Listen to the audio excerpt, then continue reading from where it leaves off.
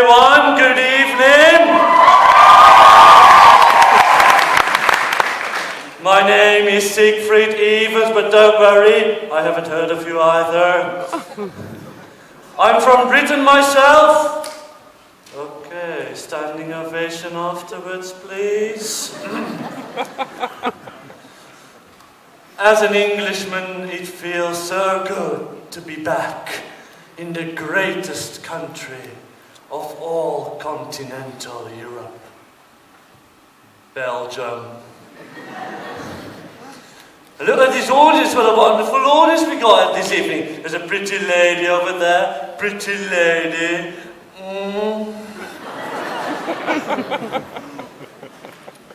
Anyway, I'm a couple of days here now in Belgium, and I immediately figured out that all Belgians are comedians. That's right, they all are. Interesting how that all started. Now, in Britain, I decided to buy myself this huge new suitcase. Big wheels, very chic, very nice. Cost a fortune, you know. I'm not going to get into details, but you could say that some teachers here in the audience couldn't afford it with their year's salary. Now, so I bought this suitcase and I decided to go to Belgium. Not by train, but by airplane. Like a bows. Huh?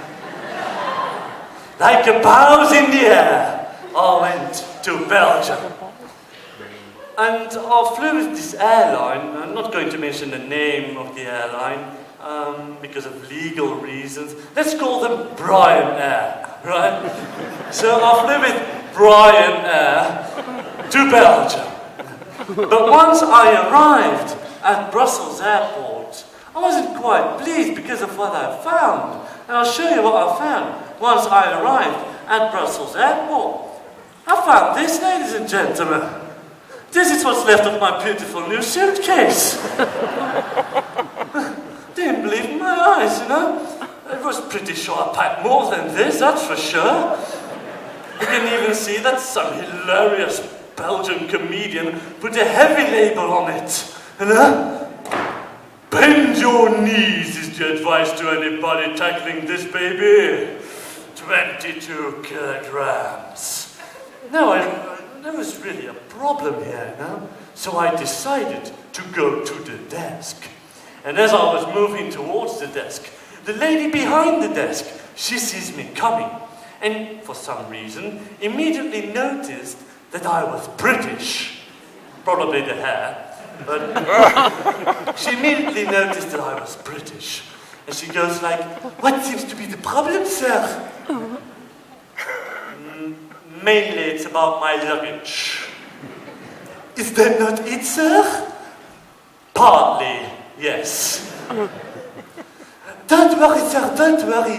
We will make a report and we will find your luggage bag. I thought, fine, do your bloody report. I thought, fine, okay, very well. And it went all very well, ladies and gentlemen, until question 3. She took my name, she took my address, but then she started asking me these ridiculous, stupid questions. You know? Some people say that stupid questions don't exist, but in Belgium they bloody do. Could someone have interfered with it, sir? You've got a good point there, lady. We probably should rule that out. Does your luggage contain any distinguishing features, sir? Well, it has a long black handle, if that's of any use. Did you leave your luggage unattended at any point, sir? Well, listen, lady, I am not the most observant person in the world, but if this had happened while I was wheeling with my luggage through the airport, I think I had noticed. Did you pack it yourself, sir? What are you suggesting, stupid woman? That my mother was packing this, and she was thinking, well, he won't be needing more than this.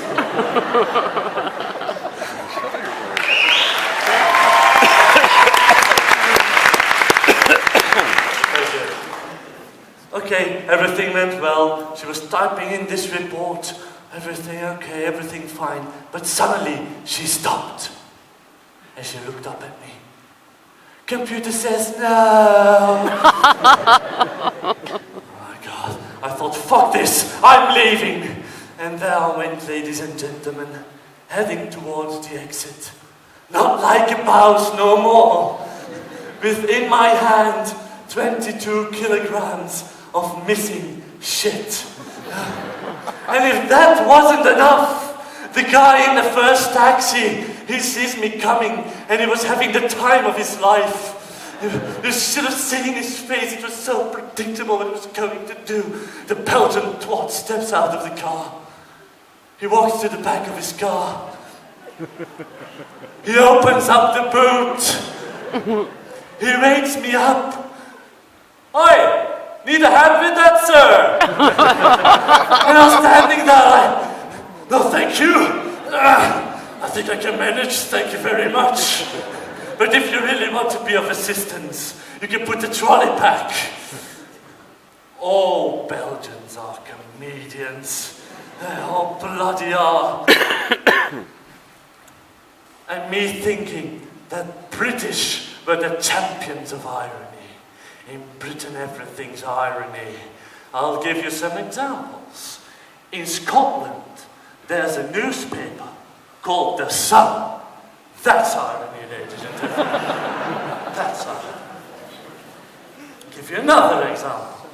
This year, London Olympic Games 2012 seems very nice, but it's going to cost my country £8 billion. I could do a lot with £8 billion. But Olympic Games, I'll tell you something, for £8 billion, my country could have stayed another 3 weeks in Iraq. That's irony. Give you another example. The city of Glasgow recently announced Europe's murder capital and UK's friendliest city. In the same week, they now beat the shit out of you, but you'll get directions to the hospital. That's irony, ladies and gentlemen. But all Belgians are comedians. But it's not as bad as Americans, because Americans have no humor at all. But they love catchphrases. Like, be true to yourself. Follow your heart. Life is like a box of chocolates. A couple of years ago, in America, there was this movie called Batman Begins. And Americans loved it. And the slogan was, to conquer fear, you must become fear. What the hell? That doesn't make any sense at all, is it? To conquer fear, you must become fear. I find that a stupid phrase. I can justify whatever I want with that phrase. If I gain too much weight, I can justify it by saying, to conquer fat, you must become fat.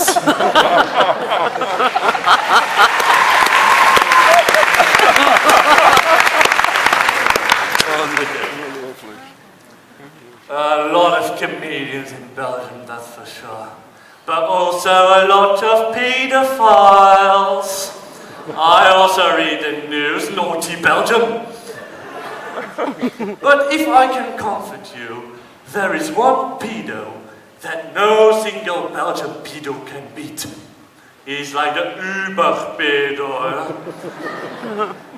Do you know this Austrian dude, Joseph Fritzl? Do you know?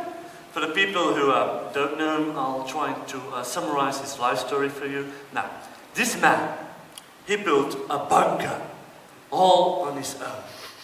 He locked up his daughter in that bunker. He made 7 babies with her and kept it all a secret from his wife. Now let me ask you all a question here. Who of you here can or know somebody who can build a bunker?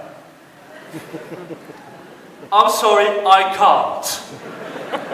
I haven't got that level of craftsmanship. I haven't got those skills, you know. And next to Joseph Fritzl, sorry for saying, but next to Joseph Fritzl, I feel incompetent, you know.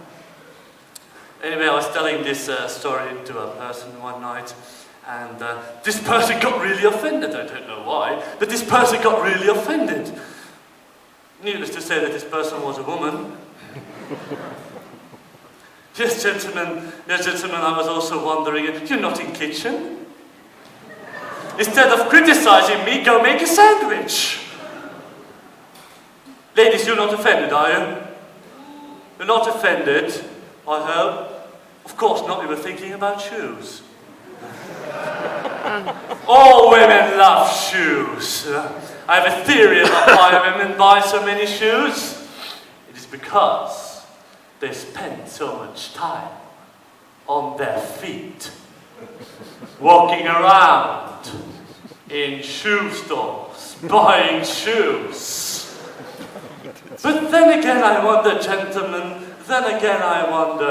why does a woman need shoes anyway? It's not necessary, you know. I mean, you don't need shoes to make a decent sandwich. Oh. Where was I? Right, the lady that got offended. Right, okay. So this lady got really offended. She was like, why'd you talk about Fritzl? What Fritzl did was evil. You can't talk about Fritzl. You are evil. Why'd you talk about Fritzl? And I replied, to conquer Fritzl.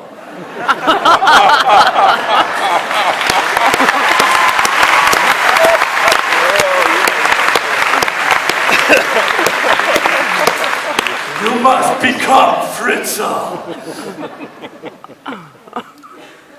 I think that some people wondering here, is this shit funny in Britain? No, it isn't. No, I can assure you, it isn't. But that's why I'm here, ladies and gentlemen. Thank you very much. You were a wonderful audience. Bye!